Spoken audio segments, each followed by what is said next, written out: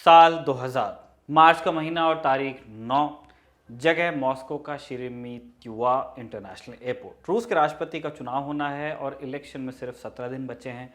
राजा बोला रात है, लेकिन ये सुबह सुबह की बात है। Russian oil firm alliance group के हेड जे बजेव एयरपोर्ट टर्मिनल पर तेजी से बढ़े चले जा रहे हैं। उनके साथ हैं अर्तेयोम बोरोविक, एक रशियन पत्रकार हैं ये, जो सोवियत अफगान युद्ध के दौरान फ्रंट लाइन से रिपोर्ट कर चुके हैं। बोरोविक और बजेव जॉर्जिया की राजधानी टिब्लिसी जा रहे हैं। 17 दिन में अगर कुछ ना हुआ तो अंतरिम राष्ट्रपति पूर्ण राष्ट्रपति बन जाएगा और बोरोविक किसी भी हालत में ऐसा नहीं होने देना चाहते। कुछ रोज पहले ही बोरोविक ने अंतरिम राष्ट्रपति के लिए लिखा था। उनके पास लोगों को प्रभावित करने के 3 तरीके हैं: ब्लैकमेल, वोदका और जान से मारने की धमकी। बहुत दिनों की कोशिश के बाद बजेव के जरिए बोरोविक के हाथ कुछ पुख्ता लगा है, लेकिन वक्त बहुत कम है और खतरा बहुत ज्यादा। रूस ने चेचनिया पर हमला कर दिया है और जॉर्जिया में भी हालत नाजुक हैं। बोरोविक को इल्म है कि वो रशियन सीक्रेट सर्विस के निशाने पर है और ऐसे में ट्रैवल करना खतरे से खाली नहीं। फिर भी बोरोविक ये खतरा उठाने के लिए राजी है। अंतरिम राष्ट्रपति, जैसा कि आपने गेस कर ही लिया होगा, व्लादिमीर पुतिन है। और बोरोविक के हाथ एक ऐसा राज लग गया है जो पुतिन के शासन को शुरुआत से पहले ही जमींदोज कर सकता है। क्या था ये राज? चलिए जानते हैं। नमस्कार, मेरा नाम है निखिल और आप देख रहे हैं हमारी खास पेशकश तारीख की स्पेशल सीरीज, जिसमें हम आपको बताएंगे रूस और यूक्रेन के इतिहास के बारे में, ताकि कुछ तस्वीर साफ हो कि वर्तमान रूस यूक्रेन युद्ध में झगड़े की वजह क्या है और इस संघर्ष की शुरुआत होती कहां से है। Brought to you by Kuku FM. Download the app now. शुरुआत से पहले आपको बता दें, तारीख के इस एपिसोड के साझेदार हैं कुकू एफएम ऐप। होली के मौके पर कुकू एफएम ऐप लाए हैं एक स्पेशल ऑफर। 12 मार्च से 20 मार्च 2022 तक कुकू एफएम ऐप का प्रीमियम सब्सक्रिप्शन अगर आप चाहते हैं तो 50% का डिस्काउंट ले सकते हैं। आपको बस HOLI50 होली 50 ये कोड इस्तेमाल करना है। कुकू एफएम भारत में पॉडकास्टिंग के सबसे बड़े प्लेटफॉर्म्स में से एक है। 1000 घंटे से भी ज़्यादा का कंटेंट इस पर मौजूद है। आपको वर्ल्ड लीडर्स की जीवनियाँ मिल जाएंगी, इस पे आत्मकथाएं मिल जाएंगी, ढेरों उपन्यास हैं और कई ऑडियो बुक्स भी हैं।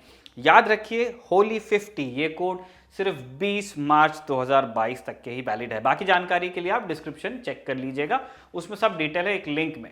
लौटते हैं किस्से पर। 24 फरवरी 2022 को जब रूस के सेनाओं ने यूक्रेन पर आक्रमण की शुरुआत की तो दुनिया भर से युद्ध के खिलाफ आवाजें उठने लगी। इन्हीं आवाज़ों में से एक थी अमेरिकन एक्ट्रेस एनालिन मैकार्ड की। मैकार्ड ने इंस्टाग्राम पर एक वीडियो पोस्ट किया जो देखते ही देखते वायरल हो गया। वीडियो में मैकार्ड रूस के राष्ट्रपति व्लादिमीर पुतिन के नाम एक कविता सुनाती हैं। हिंदी में इसका तर्जुमा कुछ यूं होता है: प्यारे राष्ट्रपति व्लादिमीर पुतिन, मुझे बहुत दुख है कि मैं तुम्हारी मां नहीं थी। अगर मैं तुम्हारी मां होती तो तुम्हें ढेर सारा प्यार देती। अब मोटा माटी मैकार्ड ये कहना चाह रही थी कि अगर पुतिन को बचपन में प्यार मिलता ढेर सारा तो वो युद्ध को इस तरह उतारू नहीं होते। पुतिन की मां बनने की चाहत रखने वाली मैकार्ड कोई पहली महिला नहीं थी। वेरा पुतिन नाम की एक महिला ने साल 1999 में दावा किया था कि वो पुतिन की मां हैं। 9 मार्च 2000 सन 2000 वाला है ना, उसके 9 मार्च को बजेव और बोरोविक इसी खबर को पुख्ता करने के लिए टिब्लिसी जा रहे थे। पुतिन की आधिकारिक जीवनी के अनुसार पुतिन की मां का नाम मारिया इवानोवना पुतिना और पिता का नाम व्लादिमीर स्पिरोडोनोविच पुतिन है। इस जीवनी के अनुसार पुतिन लेनिनग्राड में पैदा हुए थे। अगर इस कहानी में झोल की सच्चाई सामने आती और ये बात सामने आती कि पुतिन का जन्म रूस में नहीं बल्कि जॉर्जिया में हुआ है तो पुतिन के राष्ट्रपति बनने के सपने को झटका लग सकता था। बहरहाल जानते हैं कि उस दिन हुआ क्या। बजेव और बोरोविक मॉस्को इंटरनेशनल एयरपोर्ट से एक चार्टर प्लेन में बैठते हैं। बजेव चेचनिया के मूल निवासी थे और पुतिन ने उनके देश पर हमला किया था। इसी के चलते वो बोरोविक की मदद कर रहे थे। बजेव ने अपने सूत्रों से एक चेचनिया नेशनल उसके नागरिक को, रुस्तम दोदोव नाम इनका था, इनसे संपर्क बिठाया था और रुस्तम ही उन्हें पुतिन की असलियत वाला सबूत देने वाला था। रुस्तम के अनुसार उसके पास एक वीडियो था जिसमें उसने पुतिन की असली मां की कहानी रिकॉर्ड की थी। जैसे ही दोनों बजेव और बोरोविक प्लेन में सवार हुए, प्लेन ने रनवे पर दौड़ लगा दी। समय हो रहा था सुबह के 8:43। तापमान शून्य से थोड़ा नीचे लेकिन अपेक्षाकृत सामान्य था। प्लेन हवा में 50 मीटर ऊपर पहुंचा कि अचानक वो बाईं तरफ मुड़ता है और सीधा नीचे जा गिरता है। तेज धमाके के साथ प्लेन में आग लगती है और प्लेन में सवार सभी लोग, बजेव, बोरोविक और क्रू, इस दुर्घटना में जान गंवा देते हैं। वहां टिब्लिसी में रुस्तम इन दोनों का इंतजार कर रहा था वीडियो देने के लिए। उसने सिर्फ एक शर्त रखी थी और वो शर्त ये थी कि बोरोविक इस रिपोर्ट को पब्लिश करेंगे। बोरोविक और बजेव ने आने में देर की तो रुस्तम को लगा कि बोरोविक अपने वादे से पलट गए, लेकिन तभी उसकी नज़र टीवी पर पड़ती है और उसे सारा माजरा समझ में आने लगता है। प्लेन हादसे का इन्वेस्टिगेशन होता है। आधिकारिक रिपोर्ट के अनुसार टेक्नीशियन कुछ दिन पहले लेफ्ट विंग में बायपंख में प्लेन के एंटी फ्रीज फ्लूइड डालना भूल गया था और इस चक्कर में लेफ्ट विंग का फ्लैप ठीक से खुल नहीं पाया। आपने विंग के पीछे जो ऐसे ऊपर नीचे होने वाली चीज़ें देखी होंगी वो फ्लैप्स होते हैं। कच्ची भाषा में बता रहा हूँ, एविएशन एक्सपर्ट्स बुरा मत मानिएगा। एंटी फ्रीज फ्लूइड का इस्तेमाल इसलिए ज़रूरी होता है ताकि 0 से नीचे तापमान पर विमान ठीक से काम कर सके, उसके हाइड्रोलिक्स उसके बाकी फंक्शंस काम करते रहें। दुनिया के लिए आधिकारिक रिपोर्ट यही थी, लेकिन रुस्तम के दिमाग में एक सवाल दौड़ रहा था कि जिस रोज बोरोविक के विमान ने उड़ान भरी थी उस दिन तापमान 0 से नीचे नहीं था।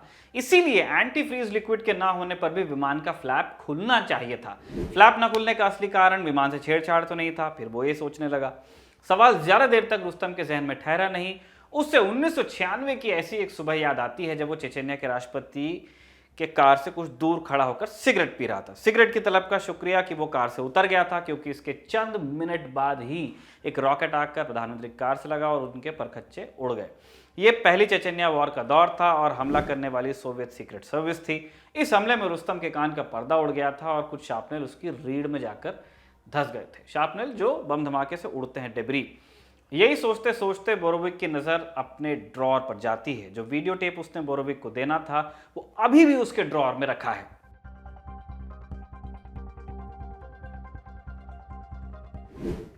इस वीडियो टेप की कहानी भी बड़ी दिलचस्प है। इस प्लेन हादसे के ठीक 2 महीने पहले एक आदमी रुस्तम से मिलने आता है और दावा करता है कि वो जॉर्जियन इंटेलिजेंस के लिए काम करता है।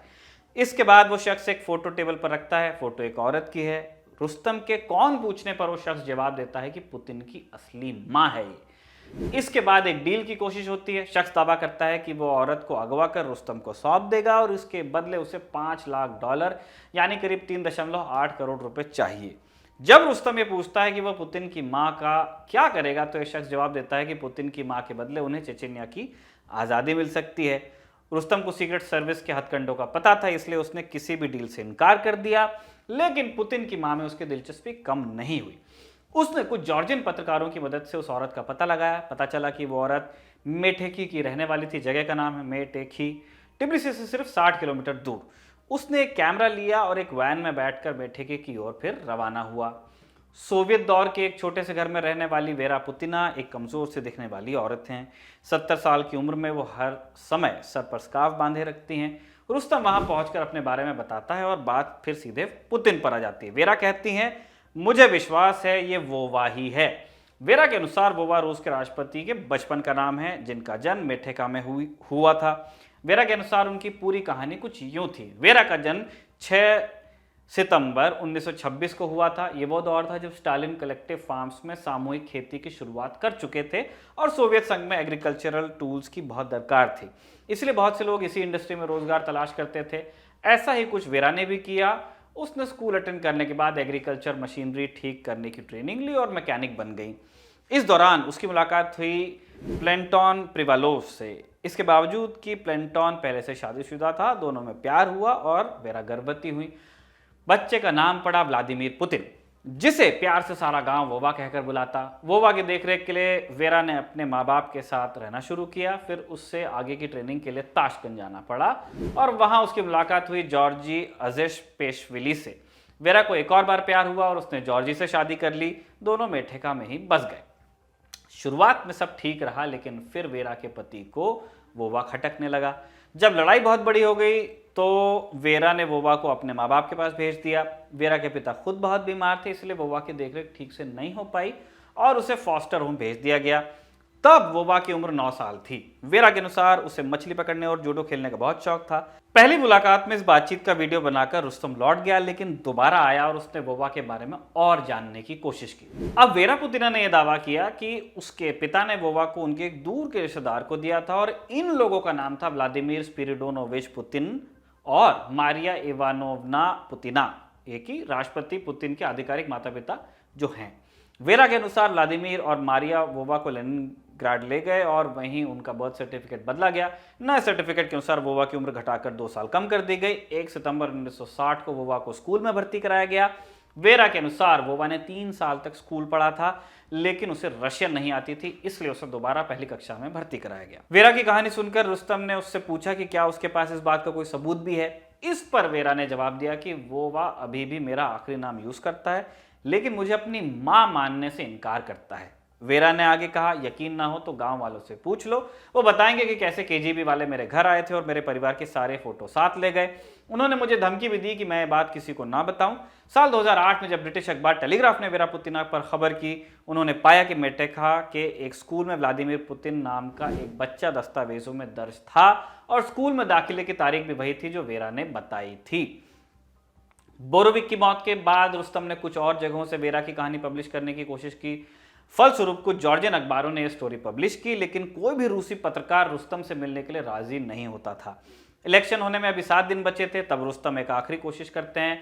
तुर्की की राजधानी इस्तांबुल पहुंचते हैं और इल्हास नाम के एक कॉन्ग्लोमरेट के सीईओ से मुलाकात करने की कोशिश करते हैं।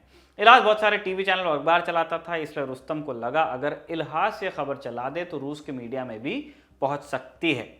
रुस्तम की कोशिश से खबर छप भी गई और इसके बाद एक फिल्म ब्रॉडकास्ट होनी थी, जिसका सबसे अहम हिस्सा था वेरा पुतिना का वीडियो। लेकिन वीडियो पब्लिश होने से पहले ही रूस की एम्बेसी से एक कॉल आया और ब्रॉडकास्ट पर लग गई रोक। रुस्तम ने कारण पूछा तो जवाब मिला ब्लू स्ट्रीम। ब्लू स्ट्रीम उस गैस पाइपलाइन का नाम था जिसके जरिए रूस तुर्की को गैस की सप्लाई करता था। इसके एक हफ्ते बाद 26 मार्च को रुस्तम इस्तांबुल के एक होटल रूम में बैठा था, इस उम्मीद में कि शायद कोई चमत्कार हो। शाम तक रिजल्ट आते हैं और पूर्ण बहुमत के साथ पुतिन राष्ट्रपति का चुनाव जीत जाते हैं। रुस्तम की कोशिश नाकाम हो चुकी थी, लेकिन वो किसी भी हालत में खबर दुनिया के सामने लाना ही चाहता था। एक दोस्त के माध्यम से उसे एक और पत्रकार का पता चलता है। रवांडा बोस्निया में वॉर रिपोर्ट कर चुका यह पत्रकार इटली का था और इसका नाम था एंटोनियो रूसो ये रिपोर्ट छापने पर राजी हो जाता है और रुस्तम से मिलकर वीडियो टेप ले लेता है। 15 अक्टूबर 2000 को जॉर्जिया में रुस्तम और रूसो की मुलाकात होती है और इसके अगले ही दिन यानी 16 अक्टूबर को सड़क किनारे रूसो की लाश मिलती है। रूसो और कंप्यूटर, मोबाइल और वीडियो कैसेट सब गायब था। इस मामले की तहकीकात करने 2 इतालवी इन्वेस्टिगेटर आते हैं। एक हफ्ते में इन्हें वापस जाने को बोल दिया जाता है। जॉर्जिया के 2 अफसर जो इस मामले की तहकीकात कर रहे थे, उनमें से एक आत्महत्या कर लेता है और एक को जहर देकर मार दिया जाता है। रूस के राष्ट्रपति व्लादिमीर पुतिन की ऑफिशियल बायोग्राफी के अनुसार उनके माता पिता ने कभी उन्हें अपने बारे में ज्यादा नहीं बताया। ऑफिशियल बायोग्राफी में सिर्फ इतना मेंशन है कि उनके पिता वर्ल्ड वॉर 2 में लड़े थे और उनके दादा लेनिन और स्टालिन के खानसामा हुआ करते थे। एक खास बात जो ऑफिशियल बायोग्राफी में दिखती है वो ये कि इसमें पुतिन के बचपन के बारे में ज्यादा डिटेल्स है नहीं। बायोग्राफी में जो पहला जिक्र आता है वो 1 सितंबर 1960 का है। इस दिन पुतिन ने स्कूल में दाखिला लिया था। पुतिन से पहले उनके माँ बाप के 2 और बेटे थे, लेकिन दोनों की दूसरे विश्व युद्ध में मौत हो गई थी। इसके बाद 41 साल की उम्र में पुतिन की मां ने उन्हें जन्म दिया। ये ऑफिशियल वर्जन है। पुतिन की ऑफिशियल बायोग्राफी में उनके बचपन की एक तस्वीर भी है जिसमें पुतिन अपनी मां की गोद में बैठे हुए हैं। इसमें उनकी उम्र लगभग 6 से 8 साल की है। आधिकारिक रूप से यह पुतिन के बचपन की तस्वीर है। वेरा पुतिना ने पुतिन के जन्म की जो तारीख बताई, उसके हिसाब से इस फोटो में दिखने वाला बच्चा पुतिन नहीं हो सकता, और अगर ये पुतिन ही है तो इस बात का प्रूफ है कि वेरा पुतिना की कहानी झूठ है। अब एक और चीज, पुतिन के बायोग्राफी के पहले संस्करण में इस बच्चे की सूरत से मिलती जुलती एक और तस्वीर थी जो बायोग्राफी में आगे दी गई थी। बायोग्राफी के हिसाब से फोटो व्लादिमीर की नहीं, मारिया इवानोवना पुतिना और व्लादिमीर स्पिरिडोनोविच पुतिन के पहले बेटे की थी, जो द्वितीय विश्व युद्ध के दौरान लेनिनग्राड की लड़ाई में जिसकी जान चली गई थी, मारा गया वो।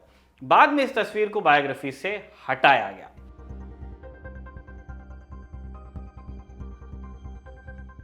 रूसो की मौत के बाद रुस्तम को विश्वास हो गया था कि रशियन सीक्रेट सर्विस उसे भी नहीं छोड़ेगी। साल 2003 में अजरबैजान में खबर रूसी मीडिया में चली। स्क्रीन में रुस्तम की फोटो थी और खबर थी हत्या की। रुस्तम के परिवार को लगा कि वो भी मारा गया, लेकिन यह खबर झूठी थी। मरने वाला व्यक्ति दरअसल रुस्तम नहीं था। इसके बाद रुस्तम ने अपने परिवार के साथ वेस्टर्न यूरोप के एक देश में शरण ली। साल 2015 को एक जर्मन साप्ताहिक डी जाइट से बात करते हुए उसने एक फोटो शेयर की। लगभग 3-4 साल के दिखने वाले एक बच्चे की तस्वीर थी। रुस्तम ने दावा किया कि यह पुतिन की बचपन की फोटो है जो उसे वेरा पुतिना से मिली थी। पत्रिका ने फोटो का फॉरेंसिक विश्लेषण किया, लेकिन ये बात पुख्ता नहीं हो पाई कि यह पुतिन की ही फोटो थी या नहीं थी। डी जाइट ने 2015 में वेरा से भी बात करने की कोशिश की, लेकिन वेरा की बेटी लूबा ने इस बारे में बात करने से इनकार कर दिया। उन्होंने डी जाइट को बताया कि मेटेका में किसी को कोई शक नहीं कि उनका भाई ही रूस का राष्ट्रपति है।